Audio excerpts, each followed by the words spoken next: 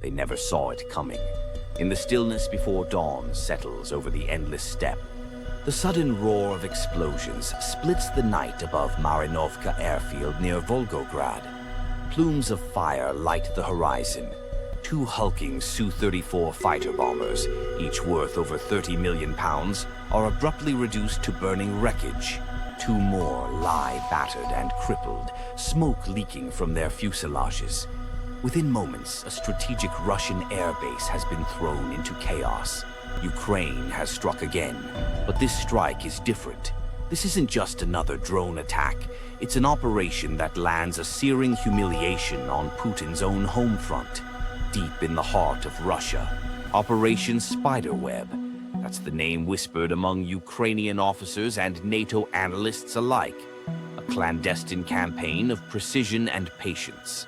Since the beginning of the year, Spiderweb has claimed over 40 Russian aircraft, many of them far from the front lines. It's a message. Your air dominance is cracking.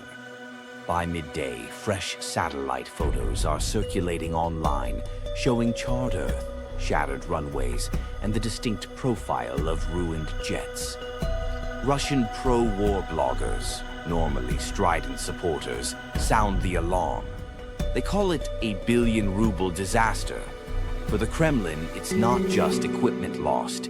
It's a blow to pride, to control, to reputation. As flames still rise from Marinovka's runways, a different fire flares, Putin's anger. But the Russian answer comes not above the clouds, nor on the battlefield. The Kremlin's fury is visited instead on civilians. Hours after the Ukrainian strike, a missile arcs across the border and slams into a residential building in the port city of Odesa. The block erupts in flames. In the chaos that follows, emergency crews sift through dust and twisted metal. The casualty list grows. A married couple confirmed dead, 17 more, many of them teenagers, pulled from the ruins, wounded, afraid. This isn't a reprisal on military targets. It's retribution, inflicting pain where it will be most keenly felt. This isn't war, it's punishment. Across the world, condemnation is swift. Western leaders call it a crime, not a tactic. Military analysts see desperation, not dominance. A Russia shaken by unexpected losses and grasping for ways to deter Ukraine, to claw back control over the narrative. For every drone lost, Moscow seems to promise a scorched apartment block, a family broken. But if Moscow is adapting, so is Kiev.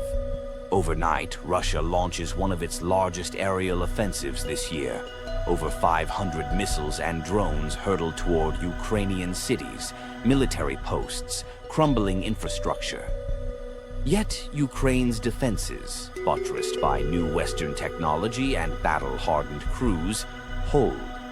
Air Command claims over 475 projectiles are intercepted, more than 90% swallowed by the shield over Kyiv, Lviv, Kharkiv. Ukraine's sky is scarred, yet harder to break with each day. But every escalation pushes the war along a more dangerous edge.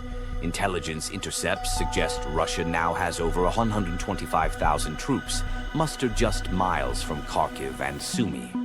The fear that a slow and grinding front could give way to a sudden, massive offensive. NATO is wary.